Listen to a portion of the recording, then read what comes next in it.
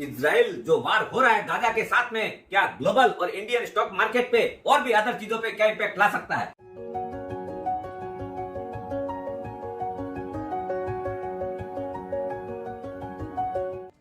सुप्रभात दोस्तों, आप सभी का एसके फिनोवेट में स्वागत है। दोस्तों, ये जो इजराइल वार हो रहा है गाजा पट्टी वालों के साथ में, क्या ये पूरे विश्व और इंडियन इकोनॉमी पे इसका क्या इम्पैक्ट होने वाला है? अब जो नई बात आई है वो है ग्राउंड अटैक। अगर ये गाजा के अंदर शुरू करते हैं, कहीं ये स्पिल ओवर होके कहीं और अदर कंट्रीज में तो नहीं चला जाएगा?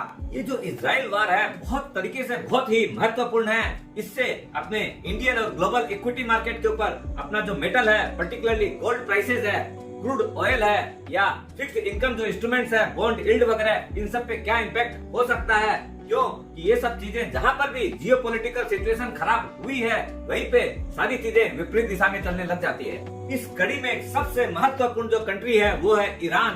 क्यों कि अभी तक वो खाली वर्बल सपोर्ट में है। अगर वो फिजिकल अटैक में अगर आ जाता है तो स्थितियां बहुत गंभीर हो सकती है। इसके परिणाम पूरे विश्व को बहुत गंभीरता से लेने की जरूरत है। क्यों कि एक ऐसा कंट्री है जिसका पूरे विश्व के अंदर मोर और लेस 10% से ज्यादा प्रोडक्शन वहाँ पर होता है क्रूड ऑयल का, और ऐसे भी वो एक बहुत बड़ा पार्टनर है क्रूड ऑयल के अंदर। ईरान वर्ल्ड का 7th largest crude oil producer है और ओपेक का एक बहुत ही महत्वपूर्ण पार्टनर है। वैसे तो और भी ओपेक के पार्टनर जितने हैं वो इमरजेंसी मीटिंग कर रहे हैं और उसको मना रहे हैं कि आप कहीं भी आपका फिजिकल इन्वॉल्वमेंट नहीं बढ़े। सब कोई सिर्फ इस बात से डर रहे हैं कि अगर ईरान का डायरेक्ट इन्वॉल्वमेंट होता है, बढ़ता है, तो पूरे विश्व के अंदर क्रूड ऑयल गैस की सप्लाई बहुत ही बैडली इम्पैक्ट होगी और उससे क्या है, इन्फ्लेशन और ज्यादा बढ़ेगा। ऑलरेडी पूरा विश्व इस बात से जूझ रहा है और इंडिया के ऊपर तो और ज्यादा विपरीत परिस्थिति आ सकती है। क्यों कि इंडिया का जो इम्पोर्ट है वो मैक्सिमम सारा जो बिल बनता है वो क्रूड का ही बनता है, तो इसलिए अपने को इसी बात पे नजर रखनी है। दूसरा इंपॉर्टेंट फैक्टर है प्रेशियस मेटल गोल्ड। क्योंकि जहां पर भी जियोपॉलिटिकल सिचुएशन खराब होती है, वार की सिचुएशन आती है, सारी जो कंट्रीज है वो सेफ जोन में जाना चाहती है। इसलिए क्या है, ऑलरेडी गोल्ड के प्राइसेस आगे से बढ़े हैं, कहीं ये बहुत ज्यादा नहीं बढ़ जाए।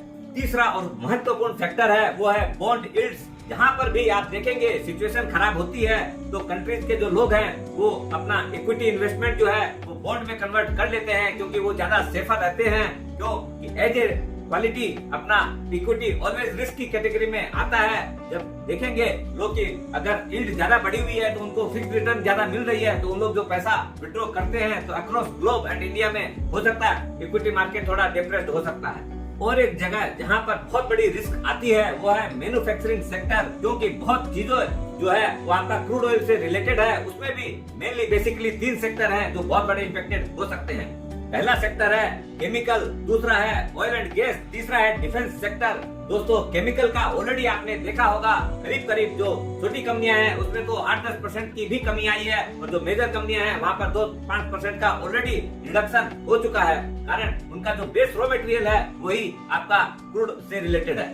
दूसरा है ऑयल एंड गैस। दोस्तों, आपने देखा होगा हर कंपनी के अंदर एक बहुत ही महत्वपूर्ण रोल अदा करता है।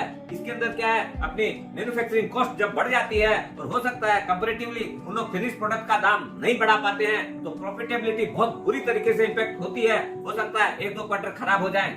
शॉर्ट टर्म में ऑलरेडी एक बार जो मार्केट में करेक्शन आया था तो 19,300 के आसपास निफ्टी आ गई थी। हालांकि उससे मार्केट रिकवर होके वापस 19,700 के आसपास चल रहा है। लेकिन अगर ये जो रिस्ट्रिक्शन इजराइल ने गाजा पर लगाया है, जैसे कि आपको बताता हूँ, बहुत डीप के अंदर उसको थिंक की जरूरत है। 4 जो बेसिक चीजें हैं, फ्यूल हुआ, वाटर, पावर और मेडिसिन, ये चारों चीजों की सप्लाई इजराइल ने बंद कर रखी है गाजा वालों को। अब वहाँ पर जो सिविलियंस हैं बहुत ही बुरी तरीके से इफेक्टेड हो रहे हैं, और उन लोग को ऑलरेडी इजराइल ने बोल रखा है कि आप लोग जितनी जल्दी ही हो सके खाली कर दीजिए, क्योंकि अब हम लोग ग्राउंड अटैक स्टार्ट करने वाले हैं। अगर ऐसा कुछ होता है और वहाँ पर अगर ये लड़ाई या तो कम्प्लीटली बंद हो जाएगी या अगर ज्यादा बढ़ती है तो एक चिंता का विषय बन सकता है। करंटली अभी तक कोई भी सीज फायर की बातचीत नहीं चल रही है। इजराइल सारी लोगों को सेफ पैसेज दे रहा है मूव आउट करने के लिए।